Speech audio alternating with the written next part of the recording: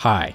I know I'm a little late with this one, and I figured if I'm going to be late, I might as well be thorough. So to kick this one off, I'll give you the short news, which is there's a free weekend that is currently happening and kind of useless to include in this video because it will be over before the majority of you see it. During the live stream, because of this free weekend, they gave a nice overview of how to play Dominion and how to learn to fight in the game for any new players that are joining us for the weekend, or anyone who's picking up the game starting this weekend, because it's also on sale on all platforms. And honestly, it's very cheap. I think you can pick it up on Steam right now in the US for 15 bucks.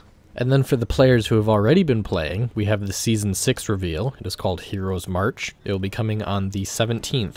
They also detailed the hero updates and demoed them, showing us the changes. They detailed new features and updates that are coming with Season 6 as well. We do have quite a few interesting new mechanics that are being brought into the game. We had an interview with the CEO of Montreal. Hopefully I'm not butchering it, but Yanis Mallet. And we also had Stefan Carden, the senior producer at Montreal. We had a weapons showcase where they showed off the new weapons that will be coming with Season 6. We got the new map previewed, and we got an animations behind the scenes.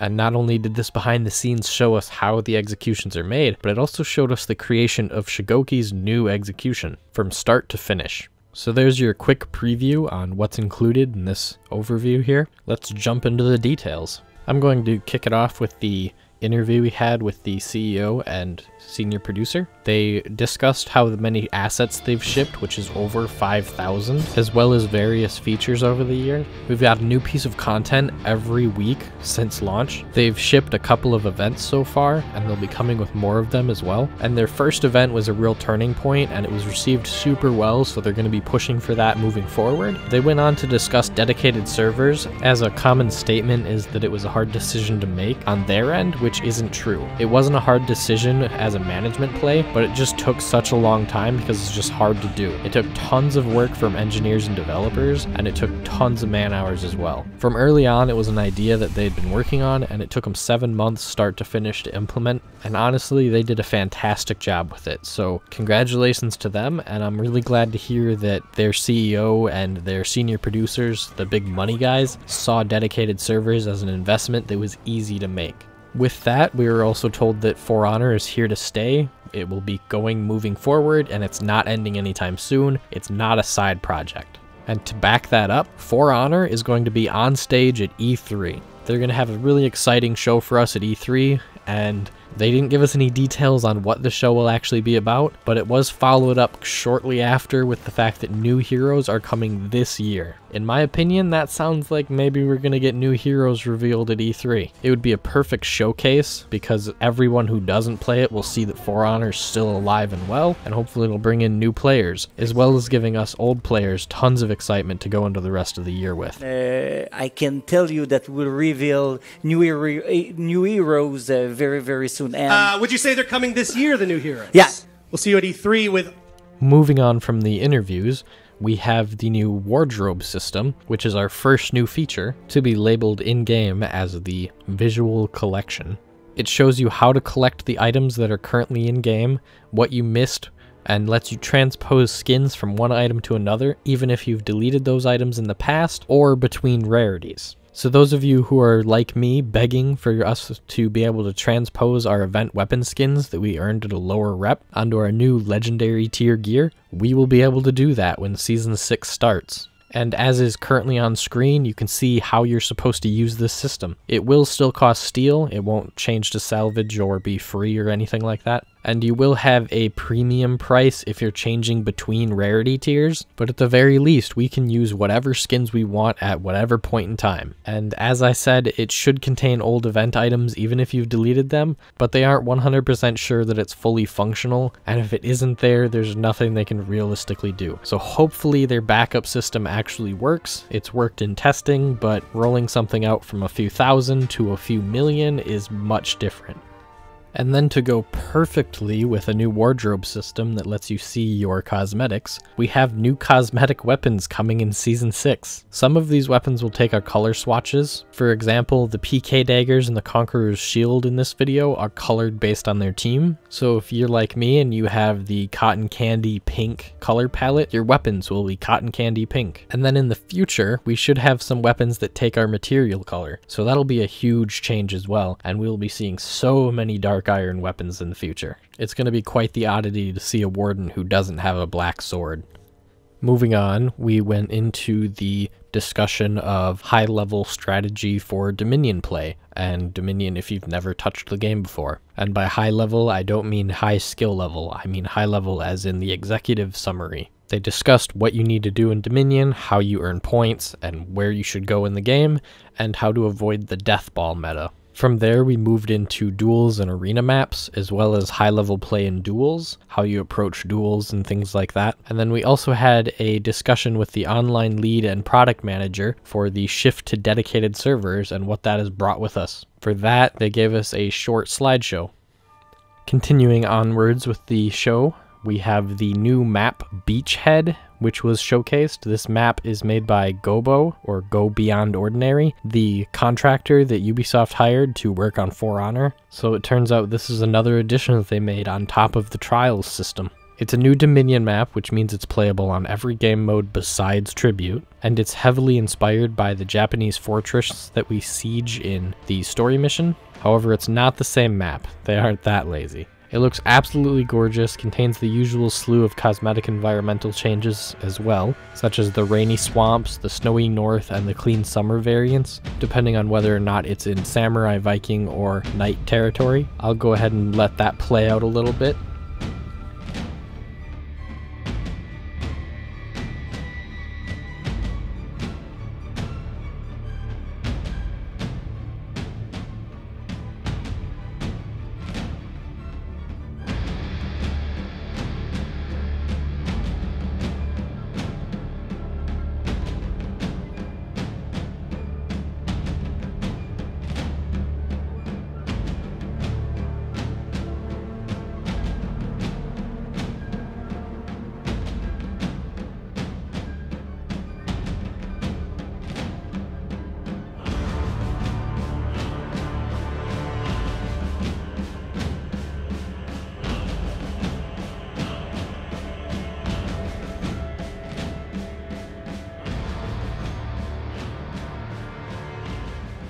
To follow up that gorgeous map, we have the PK and Orochi reworks. And to quote Roman, why Peacekeeper? Because she's a little weak and needs a buff. The 3 points they wanted to hit on her is she doesn't use the entirety of her kit, she's difficult to maintain in offense, and her damage output was too high across the board. So the first change on PK is she's really iconic with her dagger cancel, but it's not always good because it comes from the same direction as the heavy. So dagger cancel now comes from the top. Her heavy opener, this should help reduce zone spam. They also reduced her heavy opener from 33 down to 20, reduced her heavy finisher from 30 to 25, and her deep gouge from 15 to 10. This is overall just a nerf across the board to all of her heavy hitting attacks to bring her more in line with every other character in the game. They also changed how bleed works, and now it stacks. Before it didn't stack at all, so if she hit you a second time, it was useless. As a Peacekeeper, you were better off applying bleed and running circles around them so they can't hit you, and then applying bleed again. Now it stacks, so you incentivize actually applying pressure instead of running away. Overall, I think these are some pretty nice changes to Peacekeeper in that she'll be more fun to fight and more fun to fight with. And following her up, the other rework this season is the Orochi. His Storm Rush is going to be actually useful now, as you can change direction whenever you want, just not when they locked their guard. As it currently stands with Storm Rush, when you pull the trigger to go into Storm Rush, whatever direction you are in is the direction you leave with. So if you pull back in right guard, your Storm Rush is going to come from the right. This is completely useless because you get to watch the guard change for an extended period of time. Now you can switch guard to left, right, or top, and it will come out as a different speed on all three directions. The top also cannot be dodged, so it has the undodgeable property where you get the blue traily lines and you will stab them into a flip. They also removed the direct cancel to guard break, where you could simply charge and then soft feint into a guard break. It can, however, be hard feinted at any point before the attack starts. It can also start a chain. So previously, if you were to hit with a Storm Rush, you wouldn't start a chain, which means you still have to throw out a light, which then can be parried extremely easily because you know it's coming. It's the only move they have following it up. Well, now with Storm Rush, it's considered the first move in your chains, which means you can follow it up with actual mix-ups and have an opportunity to deal damage. They're also bringing a change to quite a few other chains in that you can mix up your moves so you don't have to do a light, you can do a light heavy, and similar things to that. We'll have the full patch notes a little later. They're also changing Riptide Strike. It's very fast now and protects Storm Rush. It's a fantastic opener too. This should bring Orochi up while not having an unblockable will give him the ability to initiate, sustain, and actually be decent. So being that he's the most picked character still, I'm sure a lot of people are really happy to hear that.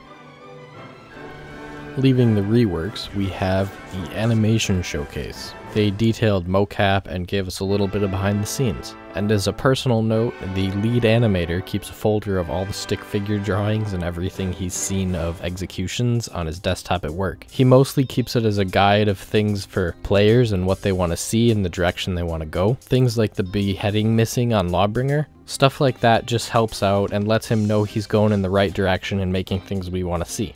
They also shared a story of the pony emote. There's a mocap actor, his name's Robert, and every single time he would grab the axe, he would just do the pony emote. He actually originally used it as an execution, where he knocked the guy down and then did the pony around him, but that was obviously cut, and we have an emote now because of it. Following that up, they went ahead and showed us the full behind the scenes on how they made the Shigoki's execution. They also showed us Lawbringer's new execution being acted out. So I will play that for a little bit here. And speaking of new executions, they're coming. On May 10th, before the season drops, we will be getting new executions.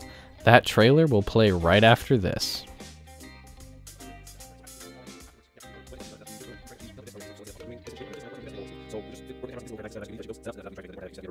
Yes, I just well, this is all Jim, right? Yes, Jim, this is intro.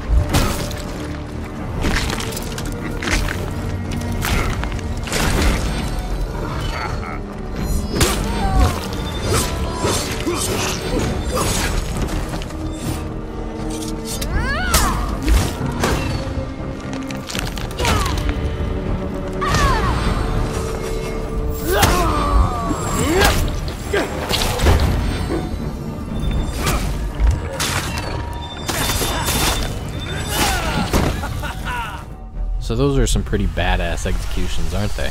I know I'm personally going to be picking up 3 of them the day they drop. Seeing Raiders live on stream, just, oh man, my jaw dropped. It's fantastic. I love that they showcased it ledging too, because I know that's exactly what we'd want. So for those of you who have stuck with me through this very lengthy video, I just want to say thank you. I hope you have a great day, and I will see you on the battlefield.